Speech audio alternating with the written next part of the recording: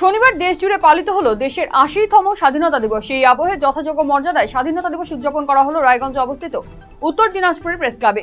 প্রতি বছরের মতো এবারও সকাল ৮টায় প্রেস ক্লাব প্রাঙ্গণে জাতীয় পতাকা উত্তোলন করা হয়। জাতীয় পতাকা উত্তোলন করেন উত্তর দিনাজপুর প্রেস ক্লাবের সভাপতি মেহেদী হেদায়েতুল্লাহ।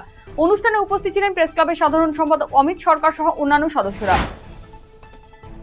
শনিবার ১৫ই আগস্ট স্বাধীনতা দিবস উপলক্ষে Raiganj West Dinajpur chamber of কমার্সের পক্ষ থেকে বিশেষ অনুষ্ঠানের আয়োজন করা হয়।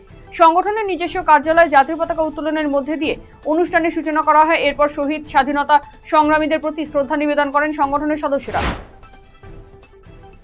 ৮০তম স্বাধীনতা দিবস উপলক্ষে দেশ জুড়ে যখন জাতীয় পতাকার রঙে সেজে উঠেছে চারপাশ, সেই আবহে রায়গঞ্জ পৌরসভার উদ্যোগে বিশেষ অনুষ্ঠানের আয়োজন করা হলো শহরের ঘড়িমেরে। শনিবার সকালে ঘড়িমোড়ে সুউচ্চ স্তম্ভে জাতীয় পতাকা উত্তোলন করেন রায়গঞ্জের বিধায়ক তথা রাজ্যের মন্ত্রী কৌশিক চৌধুরী। অনুষ্ঠানে উপস্থিত ছিলেন রায়গঞ্জ পৌরসভার এক্সিকিউটিভ অফিসার মদন মণ্ডল সহ অন্যান্যরা। যথাযোগ্য মর্যাদায় ৮০তম স্বাধীনতা দিবস পালন করা হলো চাঁচল মহকুমা প্রশাসনের দপ্তরে। শনিবার মহকুমা শাসকের দপ্তরের প্রাঙ্গণে জাতীয় পতাকা উত্তোলন করেন মহকুমা শাসক ঋত্বিক হাজরা। এছাড়াও অনুষ্ঠানে উপস্থিত ছিলেন ডেপুটি ম্যাজিস্ট্রেট মনোজিৎ নস্কর সহ অন্যান্যরা। মালদা জেলা প্রশাসনের উদ্যোগে শনিবার যথাযোগ্য মর্যাদায় দেশের ৮০তম স্বাধীনতা দিবস উদযাপন করা হলো। সকাল ৯টা নাগাদ মালদা জেলা প্রশাসনিক ভবন চত্বরে আয়োজন করা হয় স্বাধীনতা দিবসের বিশেষ অনুষ্ঠান। অনুষ্ঠানের সূচনায় জাতীয় পতাকা উত্তোলন করেন জেলা শাসক রাজনবীর সিং কাপুর।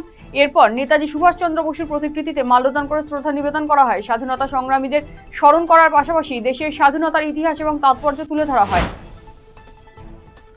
দেশের ৮০তম স্বাধীনতা দিবস উপলক্ষে দিনহাটায় আয়োজন করা হলো ৫ কিলোমিটার ম্যারাথন দৌড় প্রতিযোগিতার। বিজেপির দিনহাটা ৬ নম্বর মণ্ডলের এসসি মোর্চার উদ্যোগে এই প্রতিযোগিতার আয়োজন করা হয়। ১৫ই আগস্ট স্বাধীনতা দিবসের সকালে শালমারা হাই স্কুলের সামনে থেকে ম্যারাথন শুরু হয়ে নজিরহাট বাজার পর্যন্ত যায়।